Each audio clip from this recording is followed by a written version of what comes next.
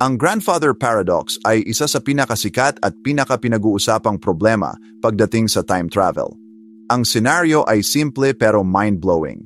Isipin mong nakaimbento ka ng time machine at bumalik ka sa nakaraan bago pa ipinanganak ang magulang mo at pinigilan mong mabuhay o magkakilala ang lolo't lola mo. Halimbawa, napatay mo ang lolo mo sa aksidente o sinadya mong pigilan ang love story nila.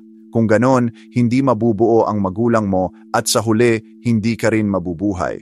Pero kung hindi ka ipinanganak, paano ka pa babalik sa nakaraan para gawin ang pagbabago? Ito ang mismong paradox, a loop without a logical solution. Dagdag pa dyan, may mga scientific theories na sinusubukang sagutin ang paradox na ito.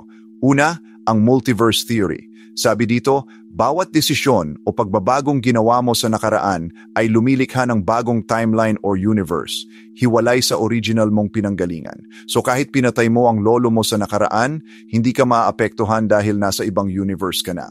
Pangalawa, ang Novikov self-consistency principle. Ayon dito, kahit anong gawin mo sa nakaraan, hindi mo talaga mababago ang major events dahil nakasulat na sa kasaysayan ang magiging aksyon mo. Ibig sabihin, bahagi ka na ng nakaraan. Kahit subukan mong baguhin, mangyayari pa rin ang mga events in a way na walang contradiction.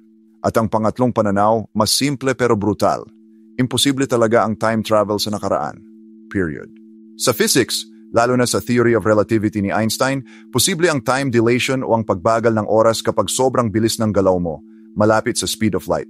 Pero hindi nito sinusuportahan ang pagbalik sa nakaraan. Ang ganitong paradox ay madalas gamitin sa mga sci-fi movies at series tulad ng Back to the Future, Avengers, Endgame at Dark, kung saan binibigyang buhay ang mga komplikadong consequences ng time travel. Sa madaling salita, ang grandfather paradox ay hindi lang kwento tungkol sa lolo mo. Ito ay tanong tungkol sa mismong kalikasan ng panahon, realidad at eksistensya mo. Mind-blowing, di ba?